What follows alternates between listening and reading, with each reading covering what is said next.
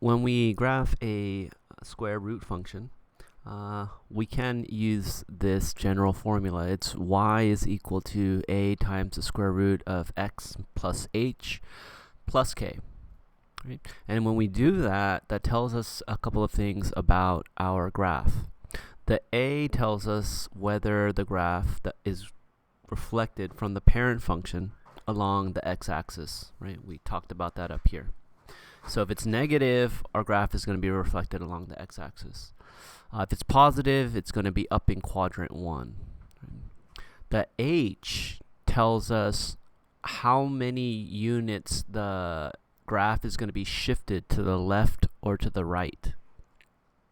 Okay, so if the h is positive, okay, then our graph is going to be shifted to the left that way.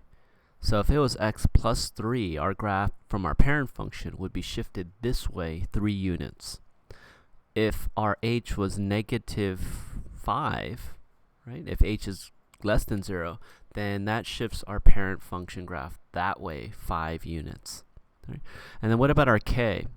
Well, if our k is a positive number, like k is positive 3, that would shift our parent function up on the y-axis by 3.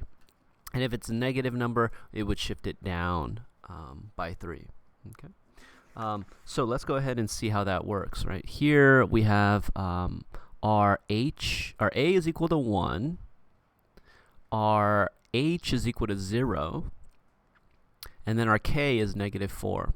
Right. So what should we predict our graph to do in this case? Well, because it's negative 4, that means we're going down 4 units, right? Our graph is going to be shifted downward 4 units.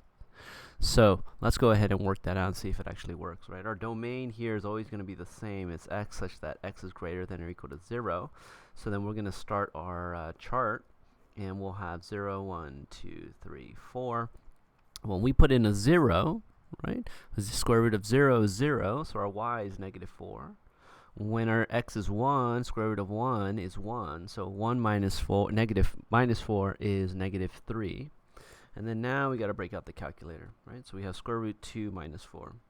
Let me go ahead and punch that in. Square root 2 minus 4 is negative 2.58.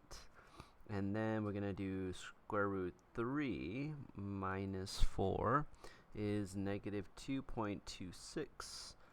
And then square root of 4 minus 4 is equal to negative 2.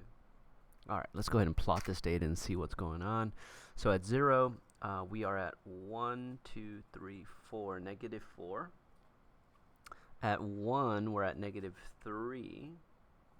At 2, we are at 2 and 5/8. So we're right here. At 3, we're at 2 and 2. Hold on a second. At 1, 2, 3, we're at 2, negative 2.26. So that's right there. And then at 4, we're at negative 2. So you can see we have a curve very similar to the parent function.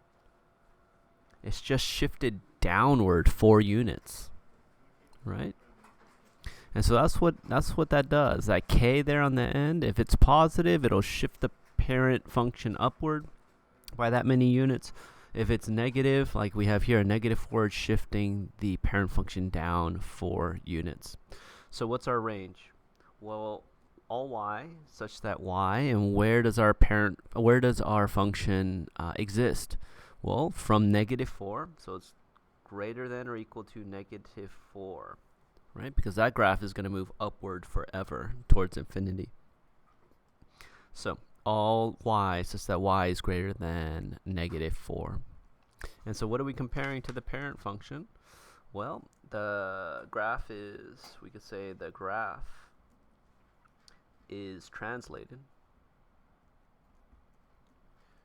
k 4 units downward.